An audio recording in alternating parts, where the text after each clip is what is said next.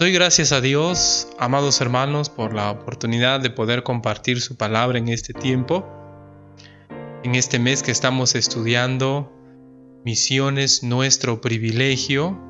Es un tremendo desafío poder estudiar este tema, y yo espero que todos juntos estemos tratando de profundizar en este aspecto de la vida cristiana. Bueno, más que aspecto es un estilo de vida que debiéramos tener todos en cuanto a llevar adelante el, el Evangelio. Todos deberíamos crecer en esta área. Hemos visto diferentes aspectos de la misión: predicar, perfeccionar a los creyentes, predicar el Evangelio a todo el mundo, una tarea muy grande que si la hacemos solos va a ser difícil lograrlo. Perfeccionar a los creyentes, todas aquellas personas que se convierten al Señor necesitan ser perfeccionadas, cultivadas con la palabra de Dios. Y para eso está la iglesia local y los dones que el Señor ha dado en la iglesia local. Y tercero, llegar a un punto en que nosotros como congregación, como creyentes, estemos participando en levantar nuevas congregaciones. Dios es el que levanta, Dios es el que forma nuevos grupos, es su iglesia. Él añade a su iglesia a los que han de ser salvos. Pero tenemos que estar en esta rueda de crecimiento para poder participar con Él, para poder servirle. Yo anhelo que todos nosotros le sirvamos. Esto le trae gloria a nuestro Señor.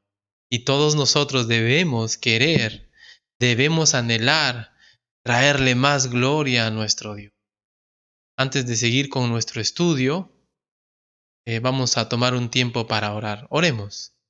Gracias te damos, Señor, por este tiempo que vamos a reflexionar en tu palabra. Sabemos, Señor, que somos pecadores y que no merecemos, Señor, meditarla, reflexionar en ella. Sin embargo, tú a través de Jesucristo nos permites, Señor, hacerlo, y podemos, Señor, compartirla. Más allá de solo estudiarla, para nosotros podemos compartir las verdades maravillosas que vamos descubriendo gracias a la obra de tu Espíritu en nuestras vidas, Señor. Te pedimos que este tiempo tú lo utilices, Señor, este tiempo de estudio, este tiempo de reflexión, que ayude, Señor, a cada uno de los que nos escuchan, nuestros hermanos y también a aquellos que no te conocen. Todo lo que estamos estudiando es los esfuerzos que tú estás haciendo, nuestro Dios, para alcanzar al perdido, para alcanzar al pecador. Y si en este tiempo, Padre, nosotros comprendemos tu sentir, va a ser maravilloso que todos estemos unidos en una sola mente, en un solo corazón. Ayúdanos, oh Dios, te lo pedimos de todo corazón, te lo pedimos con todo nuestro ser. En el nombre de Jesús, nuestro Salvador. Amén. Amén. Hemos estado mirando, queridos hermanos, queridos amigos, profundizando un poco más en la primera actividad: predicar el Evangelio a todo el mundo. Y hemos dicho que cuando predicamos el Evangelio, nuestra meta no es ganar, nuestra meta es llegar al corazón, porque buscamos resultados, buscamos frutos. No queremos que la persona solamente diga sí, ya, amén, sino anhelamos que la verdadera salvación se muestra, y sabemos que la verdadera salvación se muestra a través, a través de los frutos. Buscamos frutos de verdadera conversión. Luego hemos dicho que hemos avanzado en los elementos que deben estar presentes en nuestro evangelismo, los elementos que deben estar presentes en nuestro evangelismo. Y hemos dicho que nuestro evangelismo debe estar enmarcado o sostenido por cuatro columnas. Cuatro columnas. La ley, que nos expresa la condición del ser humano, como vimos en la predicación de hoy. Vimos que la ley nos hace ver nuestra condición, nos lleva a Cristo, nos hace entender la necesidad de un Salvador. La eternidad también. Y la eternidad nos habla de consecuencia, muerte, salvación. condenación, es decir, el fruto de nuestro pecado es la muerte, la condenación eterna. Y cuando nos damos cuenta que estamos condenados eternamente, un tercer pilar es Cristo, que nos habla de la cruz, de su muerte, de la solución. Él es la solución a nuestros pecados y la invitación. Una vez que ofrecemos a Cristo, el llamado de la palabra es a tomar a una decisión. El que cree en Cristo es una decisión. Si confesares con tu boca, es una decisión al que hay que animar, la que hay que buscar y no obligar, hay que buscar. Si la persona lo rechaza, hasta ese momento muestra que está condenada. Pero si la persona se entrega a Cristo, entonces va a ser gloria para Dios y un gozo en el cielo que la persona conozca al Señor. Hemos hablado de la ley hace algunas horas. Hemos hablado de que la ley apunta al problema, nos hace ver cuán pecadores somos y hemos dicho 5 razones por las cuales debemos usar la ley. Está escrita en el corazón. Nuestro objetivo es llegar al corazón, así que la ley nos ayuda, porque de frente ya vamos al corazón. Nos da conocimiento del pecado. Hemos dicho que la ley nos hace entender nuestros pecados, porque no supiéramos qué es pecado si no hubiera una norma escrita. Está mal, está bien. Lo bueno y lo malo está determinado. Entonces nosotros podemos, comparándonos con ello, ver si somos buenos o si somos malos. ¿Y cuál es la tristeza? Nos damos cuenta de que somos malos. Eso es la tercera. Trae convicción de pecado y condenación. Nos damos cuenta que somos pecadores, que no hay pecado pequeño, que hasta lo que nosotros consideramos cositas, en realidad son dignos de muerte delante de Dios. Crean la culpa. La ley, el objetivo de la ley es hacernos sentir, hacernos ver culpables. Y a partir de allí nos hace ver la imposibilidad de salvarnos por nosotros mismos. Y nos hace buscar un Salvador porque por nosotros no podemos hacer nada. Nos lleva a Cristo. Y en quinto lugar, al utilizar la ley, estamos permitiendo la obra del Espíritu Santo. Al utilizar la ley, estamos permitiendo la obra del Espíritu Santo. El Espíritu Santo va convenciendo, va trabajando en el mundo, convenciéndolos de pecado, de justicia y de juicio. El hombre puede resistir, como mirábamos que Esteban les decía a los propios judíos que conocían la Biblia, que conocían el Antiguo Testamento, que sabían de Dios, pero resistían al Espíritu Santo, eran ciegos voluntariamente, no querían ver a Dios obrar a través de ellos, a través de Esteban y de los creyentes en ese momento, a través de Jesucristo. Así que si nosotros cuando evangelizamos, utilizamos la ley, no matarás, no mentirás, para hacer ver a la persona su condición delante de Dios, entonces estamos por buen camino. Hoy vamos a hablar del segundo pilar. Bueno, no creo que vamos a terminar. Vamos a hablar del segundo pilar, la eternidad. La eternidad apunta a la consecuencia, a la muerte, a la salvación, y a la condenación, al juicio, a todo lo que va a suceder en la eternidad. Uno no puede ver la dimensión de su maldad si es que no contempla la eternidad. Si usted piensa que en esta vida todo se paga, está equivocado. La eternidad existe y no se puede ocultar. La eternidad es algo que va a ocurrir, que va a llegar tarde o temprano. Y la Biblia lo afirma. La Biblia enfatiza la importancia de creer, por ejemplo, en lo que es la muerte y que la muerte es una puerta a la eternidad. De lo que es la salvación y la condenación no es aquí, son eh, eh, aspectos eternos y que van a ocurrir en la vida de una persona, en la vida de una persona.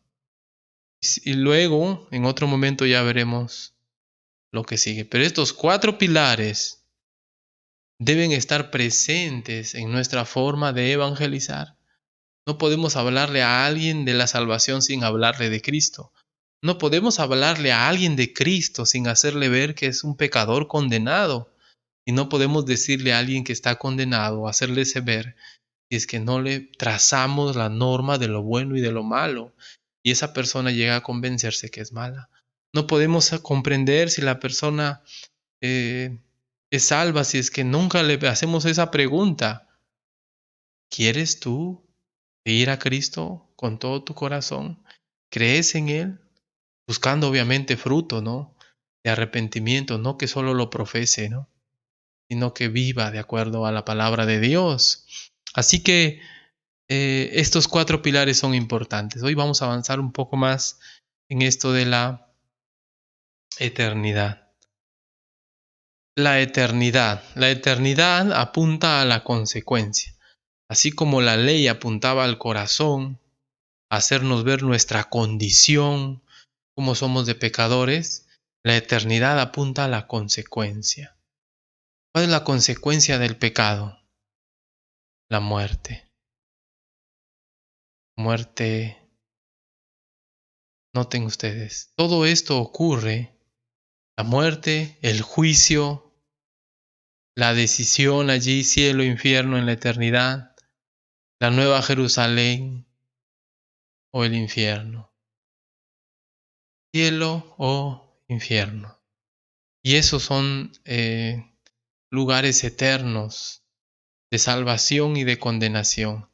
La eternidad apunta a la consecuencia de mis pecados y también a la consecuencia, pues, de mi justificación si es que me entrego al Señor Jesucristo. Vamos a mirar la muerte. En este mensaje vamos a hablar un poquito acerca de la muerte. ¿Qué es la muerte? Bueno, hay diferentes ideas en cuanto a la muerte. Muchos dicen que la muerte simplemente es una oportunidad más. Hay una creencia que es así, que uno puede morir varias veces y luego nuevamente va a volver a vivir. Hay algunos que dicen que la muerte también es el fin de la existencia. Es decir, que con la muerte se acaba todo. Hay otros que van más allá y dicen que sí, la muerte no es el fin de la existencia, pero en la muerte eres absorbido y empiezas a existir de otra manera, etcétera. Y así cosas difusas, cosas que son ideas de los hombres basados en sus pensamientos acerca de lo que ocurre en la muerte y después de la muerte.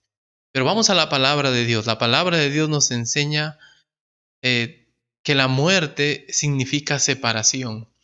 Separación física, separación espiritual y eterna de Dios. En sus 3 aspectos, en sus 3 dimensiones. La muerte significa separación. En sus 3 dimensiones, separación física, la parte material de la parte inmaterial de nosotros, nuestro cuerpo, de nuestro espíritu, nuestra alma, se separan. Espiritual, estamos enemistados con Dios. Y eterna, en la eternidad, la muerte eterna ocurre, no significa que uno está muerto eternamente, sino que uno vive eternamente separado de Dios. La muerte eterna es que uno vive separado de Dios eternamente. La muerte física, la más común, ¿no? La que más conocemos, la que más se evidencia, mejor dicho.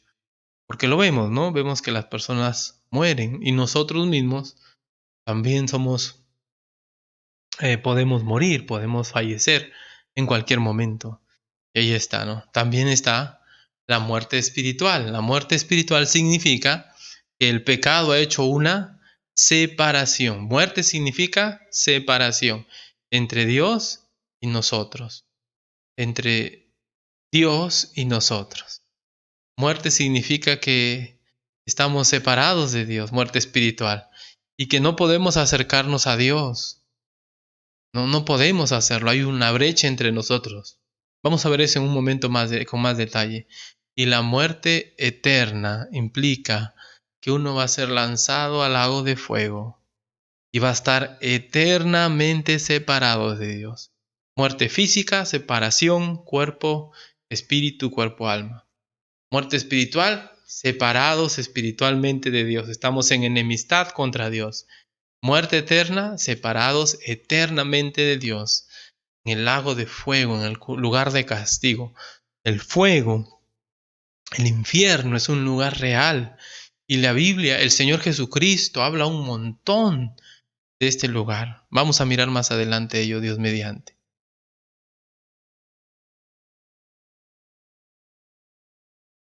Hablemos de la muerte. Bueno, miremos algunos pasajes. Romanos 6:23. La paga del pecado es muerte, mas la dádiva de Dios es vida eterna en Cristo Jesús, Señor nuestro. Noten que la muerte es un castigo. La muerte no es una bendición y por eso es que, aunque uno trata de sobreponerse, aunque uno trata de seguir adelante, uno comprende que la muerte no es un motivo de alegría. La muerte de un ser querido, la muerte de un ser humano, siempre va a ser un motivo de tristeza, porque la muerte es un pecado. La muerte es la paga del pecado, ¿no? Y, y como tal, como castigo, no significa que existió siempre. No significa que existió siempre. Noten lo que dice. Todos están condenados a morir. Romanos 5:12. Por tanto, como el pecado entró en el mundo por un hombre, y por el pecado la muerte, así la muerte pasó a todos los hombres, por cuanto todos pecaron, ¿verdad? La muerte no siempre fue parte de la humanidad. Hoy en día uno piensa que es normal que uno muera, ¿no? Pero no es así. Cuando Dios creó a Adán, no había muerte. La muerte entró como consecuencia del pecado. Por eso es que nosotros no creemos que antes de Adán hay millones y millones de años. ¿Por qué? Porque significaría millones y millones de años de muerte. Cuando después de Adán es que viene la muerte, porque Adán pecó, Dios le dijo pues que iba a morir, que al polvo del polvo era y al polvo iba a volver. Así que la muerte es ahora algo común a todos, algo que todos vamos a experimentar si es que el Señor no viene, pero la muerte es consecuencia del pecado y somos pecadores. Por eso es que estamos propensos a morir, los bebés, los niños, todos los seres humanos. Tenemos pecado en nosotros y por eso estamos expuestos a la muerte. Hablemos de la muerte física. Noten allí las imágenes. La muerte física. La muerte física implica la cesación pues de la vida, pero en términos de nuestra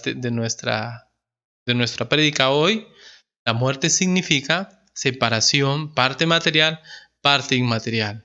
Separación alma, espíritu del cuerpo, separación espíritu del cuerpo, separación alma del cuerpo. Nuestro cuerpo se queda y todo lo espiritual se va, sale del cuerpo. Esa es la muerte física, separación física, separación del alma del cuerpo. Miremos algunos pasajes que nos enseñan esto. Al polvo volveremos. ¿Qué dijo Dios a Adán? Génesis 3:19. Con el sudor de tu rostro comerás. Después de que Adán pecó, le dice, el pan hasta que vuelvas. Con el sudor de tu rostro comerás el pan hasta que vuelvas a la tierra, porque de ella fuiste tomado, pues polvo eres y al polvo volverás. Entonces Dios determina eso. Como castigo por nuestros pecados, un día vamos a volver al polvo. Y han hecho estudios y dicen que el polvo, lo que más compone el polvo que hay en nuestras casas, es lo que va muriendo de nosotros, ¿no? La piel muerta, todo eso, ¿no? Y es que es cierto, pues al polvo volveremos, al polvo volveremos. Job 34:15 dice, toda carne perecería juntamente y el hombre volvería al polvo. En un contexto, Job está diciendo esto y él expresa que el hombre va a volver o volvería al polvo. La muerte física es la separación entre lo material e inmaterial.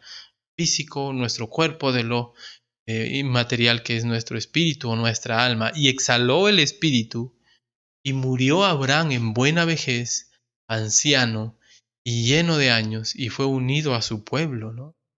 Murió, ¿a qué se refiere? A que hubo una separación entre su cuerpo y su alma. Y estos fueron los años de la vida de Ismael, 137 años, y exhaló el espíritu Ismael y murió y fue unido a su pueblo. Y ahí está, tarde o temprano pasará en nuestras vidas. Quizás hoy no nos toque fenecer, fallecer con el coronavirus. Quizás hoy libraremos unos años más, pero tarde o temprano la muerte física llegará a nuestra vida. Mire lo que dice Hebreos 9:27. Y de la manera que está establecido para los hombres que mueran una sola vez, y después de esto, el juicio. Hemos de partir algún día, una sola vez. La muerte ocurre una sola vez. No es cierto la reencarnación. Ahora, la muerte tampoco es el fin de la existencia, como dice allí, porque después de la muerte ha de ocurrir algunos eventos, ¿no? El juicio, por ejemplo, miren aquí Lucas 16, 22 al 33. Lucas 16, 22 al 33. En esta historia del rico y Lázaro, el Señor Jesucristo está contando una historia. Dice, aconteció que murió el mendigo y fue llevado por los ángeles al seno de Abraham. Murió también el rico y fue sepultado. Y en el Hades alzó sus ojos, estando en tormentos, y vio de lejos a Abraham y a Lázaro en su seno. Esto es una historia. ¿Qué estamos enfatizando? Es verdad, cuando hablamos y decimos historia, estamos diciendo que es una serie de eventos, de hechos reales y personajes reales. Abraham, el rico y Lázaro existieron. Abraham también es real. Y la idea aquí es que el rico y a Lázaro mueren, fueron sepultados los dos, es decir, ocurrió la muerte física, pero luego en el versículo 23 dice, y en el Hades alzó sus ojos. El rico no estaba inconsciente, no estaba en un sueño eterno, no es que había sido hecho aniquilado, desintegrado, no, él está vivo, pero está en otra, digámoslo así, en otra esfera, en otra dimensión. Él está en el lugar de tormentos por su vida, por la vida que había tenido. Y Lázaro también está allí, en el seno de Abraham. Entonces, después de la muerte hay conciencia porque él abrió sus ojos. Incluso si uno sigue leyendo los pasajes, él tuvo sed, él sintió dolor, sintió angustia por su familia. No era un ser que había sido aniquilado o estaba en un sueño profundo, sino era un individuo que estaba consciente, que sentía, que experimentaba, porque la muerte no es el fin de la existencia. Hay algunos que dicen, me mato y se acaba todo. No es así. Muchas veces cuando se matan, como en general no son creyentes, abren los ojos en el fuego eterno. En realidad la muerte no fue el fin, fue el comienzo de su tormento. Porque como murieron sin Cristo, van a ese lugar y han de padecer allí por toda la eternidad. No es que si uno se mata se acaba todo, no. Si uno no tiene a Cristo, horrible va a ser. Y si uno tiene a Cristo, no tiene por qué suicidarse, ¿verdad? La vida vale más y más, solo por Él. Apocalipsis 6, 9 y al 10. Allí están los que han sido martirizados, los que han sufrido, los creyentes que han sido muertos por el Señor. Note lo que dice. Cuando abrió el quinto sello, vi bajo el altar las almas de los que habían sido muertos por causa de la palabra de Dios y por el testimonio que tenían. Claro, su cuerpo no está porque estaban muertos, su cuerpo estaba en la tumba o en la fosa o quemados devorados por bestias, porque así morían los cristianos, pues. Pero sus almas están en la presencia de Dios porque uno es consciente después de la muerte. Uno no queda en un estado de inconsciencia divagando, no, uno es consciente. Y ellos dicen, clamaban a gran voz, podían hablar. ¿Hasta cuándo, Señor Santo y verdadero, no juzgas y vengas nuestra sangre en los que moran en la tierra? También tienen no solo hablar, sino tienen ideas claras, precisas, y tienen el recuerdo de lo que les ha pasado en la tierra. Ideas conscientes, personas conscientes de su vida, ¿no? De la vida que han. No es que uno se olvidan, ahí están conscientes de lo que han vivido, de lo que han muerto y están clamando al Señor, que el Señor Santo juzgue, vengue su muerte, vengue su muerte. La muerte no es el fin de la existencia. Entonces, la muerte física, vamos a volver al polvo, Segundo es la separación de la parte material e inmaterial. No es el fin de la existencia. Tarde o temprano vamos a morir. Lamentablemente, la gente de hoy piensa que su mayor problema es la muerte. Y aunque en todos está este sentido innato de no queremos morir, lamentablemente muchas personas han perdido de vista que la muerte va a llegar de todas maneras y van a fenecer. No es que uno anda deprimido y triste, voy a morir, me voy a... No, lo que pasa es que al no ser consciente de que van a morir en algún momento, no están conscientes también de la eternidad. Y al tener una idea equivocada acerca de la muerte, pensar que la muerte se acaba todo, también no son conscientes de la realidad que al morir van a ir a la condenación eterna. Por eso es importante entender que la muerte no es el fin de la existencia, sino un cambio, ¿no? Uno está en este tiempo, en este planeta, en la esfera del tiempo y el espacio y va a un lugar que se llama eternidad, en la condenación, en el fuego eterno, en la presencia de Dios. Hablemos ahora de la muerte espiritual. La muerte física era separación, el alma del cuerpo, el espíritu del cuerpo, la parte material e inmaterial del cuerpo. La muerte espiritual significa separación de Dios. Y aquí está esta imagen. Esta imagen nos pone a nosotros en un lugar y a Dios en otro lugar. En otro lugar. ¿Verdad? Nos pone a nosotros en un lugar y a Dios en otro lugar. Pues así, Dios en un lugar y nosotros en otro lugar.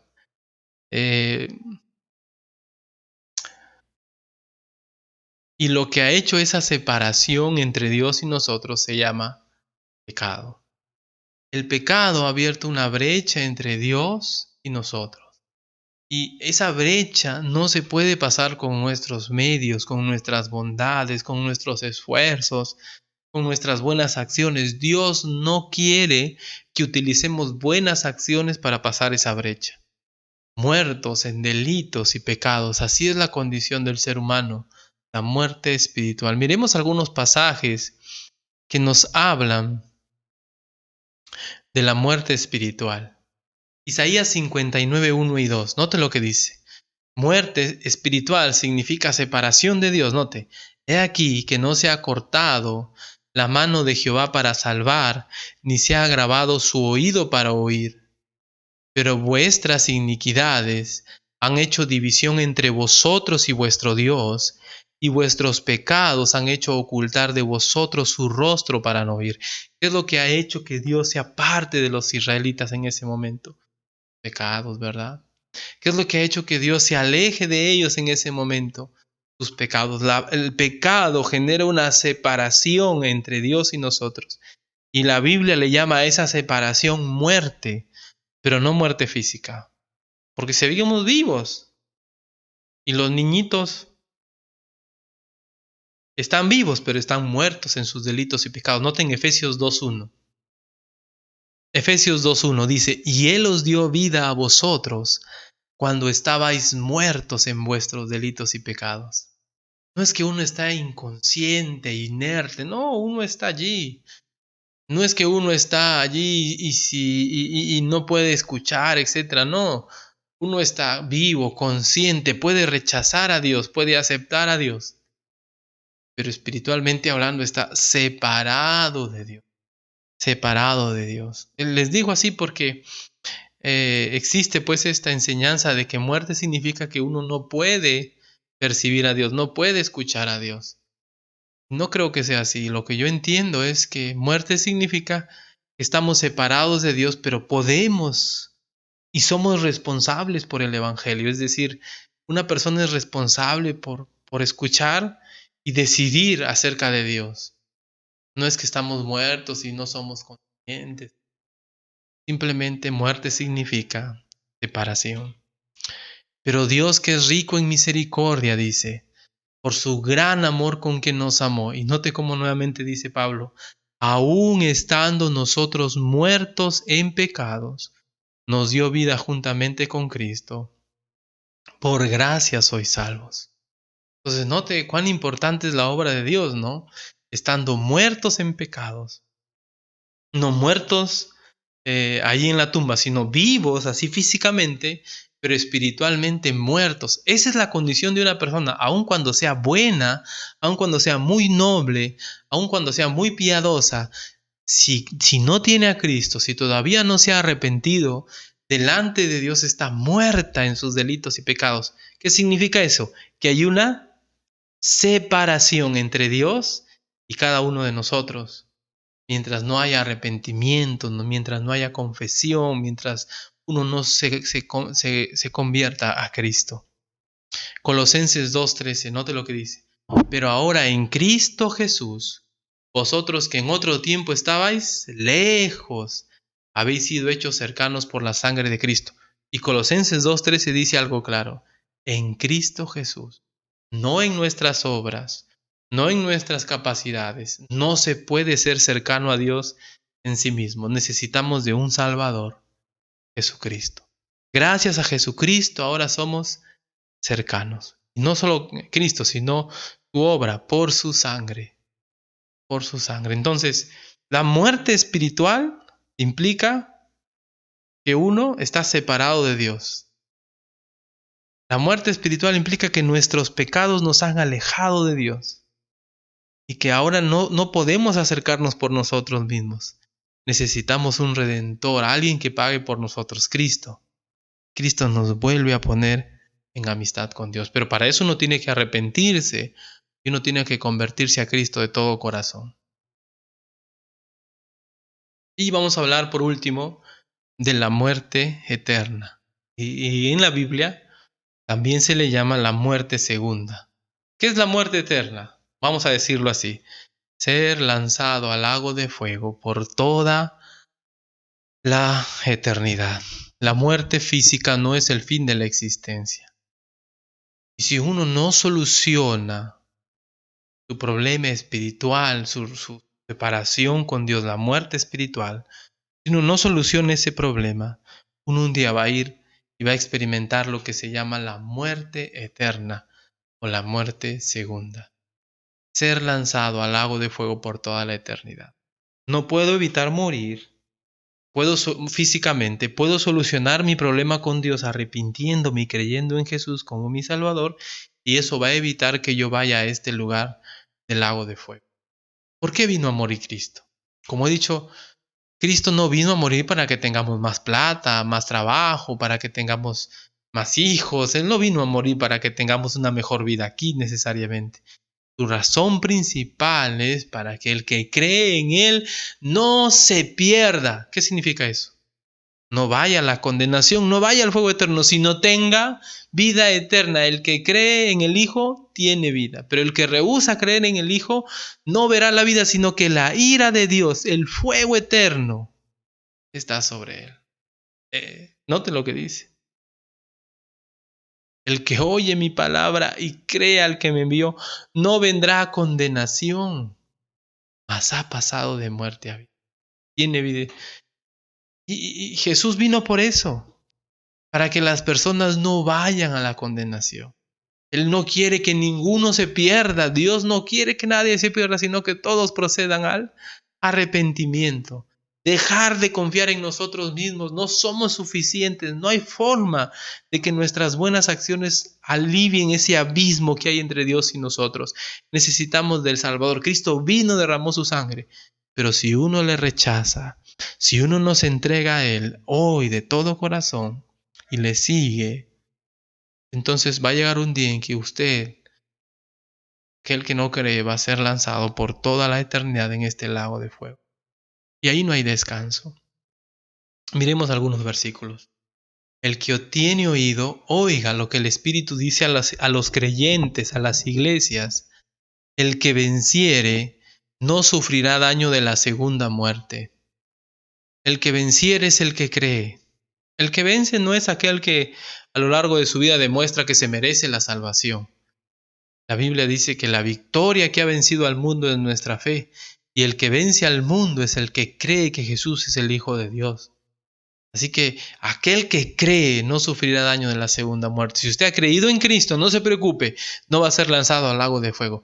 Pero si usted no ha creído, no se ha arrepentido, no se ha entregado al Señor, no le sigue de todo corazón, usted va a ser lanzado al lago de fuego.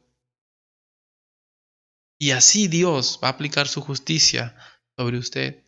Bienaventurado y santo el que tiene parte en la primera resurrección. En la primera resurrección se levantan todos los creyentes. Todos los creyentes han de resucitar. La segunda muerte, dice, no tiene potestad sobre ellos. Bienaventurados los que resucitan en la primera resurrección. Y uno aparece en la segunda resurrección. Es para ser lanzado a la segunda muerte. No tiene potestad sobre estos, sino que serán sacerdotes de Dios y de Cristo y reinarán con Él 1000 años. La primera resurrección ocurre 1000 años antes, bueno, vamos a decir, ocurre 1000 años antes de ser lanzado al lago de fuego. Entonces, los que resucitan aquí son creyentes, los que resucitan acá son personas que van a ser lanzadas al lago de fuego por rechazar a Cristo, por rechazar la salvación. Y la muerte y el Hades, la muerte se refiere a la muerte física, y el Hades, el lugar donde iban los muertos, fueron lanzados al lago de fuego. Esta es la muerte segunda, la muerte de la muerte. Versículo 15, lea conmigo. Y el que no se halló inscrito en el libro de la vida fue lanzado al lago de fuego. Uno no se inscribe en el libro de la vida por méritos propios. Cristo Dios ya tiene de antemano aquellos que han de ser, están ahí en ese libro. Por eso es que Él asegura que una vez que los ha escrito no los borra. Porque Él no se puede haber equivocado en la eternidad antes de hacer todo y inscribir ahí a las personas. Ellos ya son salvos. Y al confesar a Cristo, al arrepentirse, manifiestan que fueron elegidos para salvación. Pero son responsables aquellos que rechazan a Cristo y manifiestan con ese rechazo que están condenados, que están condenados. El que no se halló inscrito en el libro de la vida, no por las obras, sino por méritos propios, es que uno es lanzado al lago, pues, es por rechazar a Cristo, no por nuestras obras, sino por rechazar a Cristo, es que uno es lanzado al lago de fuego.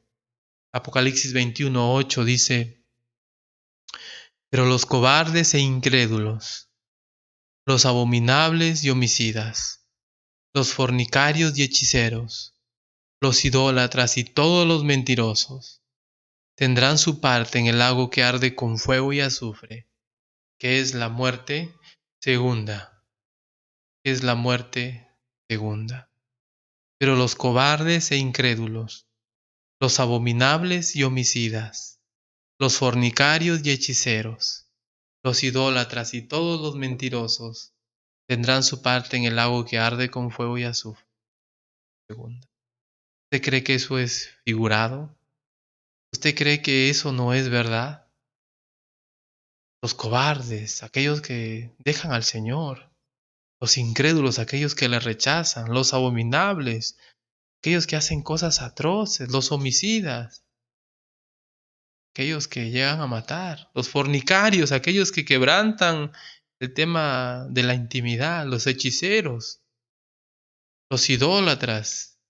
Y usted me dice, yo no he hecho ninguna de esas cosas, note lo que sigue. Y todos los mentirosos,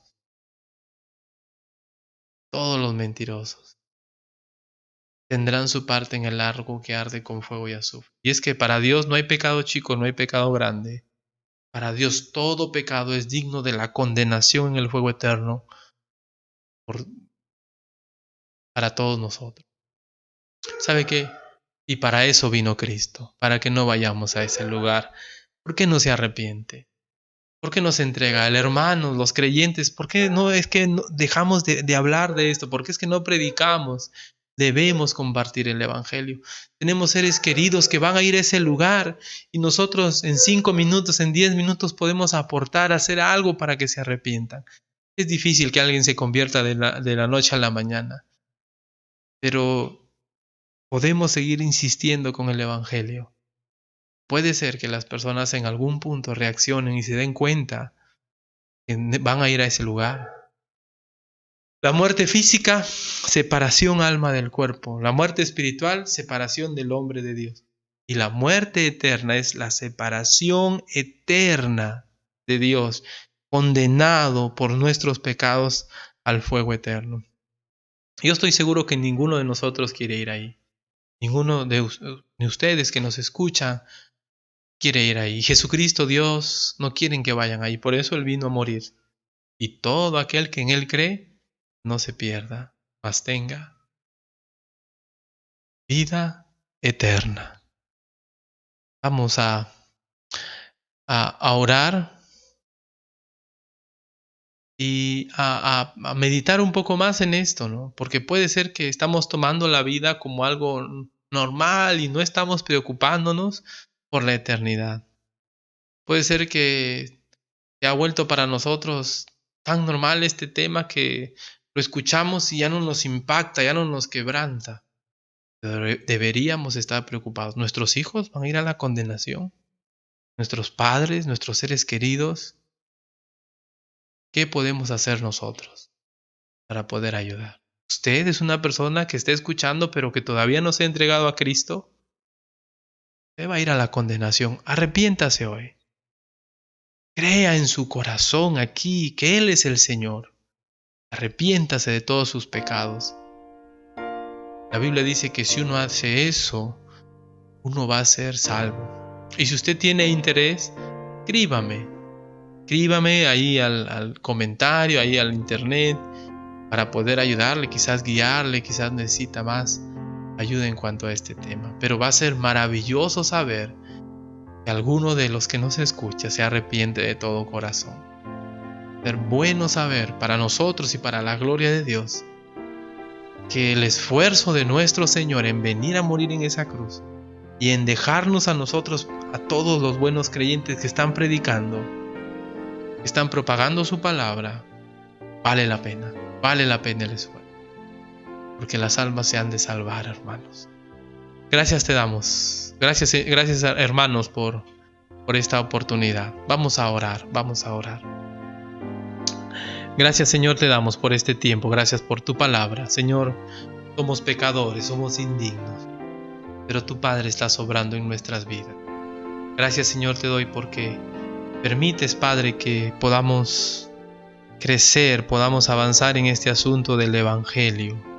Y nos ayudas a entender, Señor, esta realidad de la muerte en nuestras vidas. Señor, todos vamos a morir, pero lo triste es morir sin esperanza.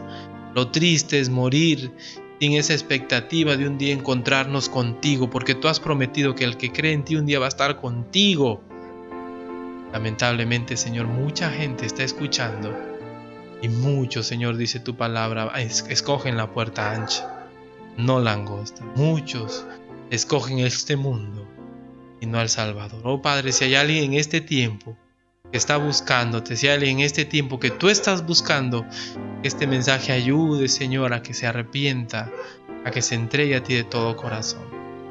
Y a nosotros los creyentes, ayúdanos, Señor, a seguir predicando, a seguir insistiendo con tu palabra, porque tú viniste, tú enviaste a tu Hijo a morir en una cruz para ello. Gracias te doy, Señor, por este tiempo. En el nombre de Jesús, nuestro Salvador. Amén. Amén. Que Dios sea glorificado, hermanos, amigos. Que Dios sea glorificado y que nos motivemos, porque urge predicar cada vez más esta verdad de la muerte entre nuestros conocidos y a los desconocidos. Que Dios nos ayude. Que Dios nos ayude.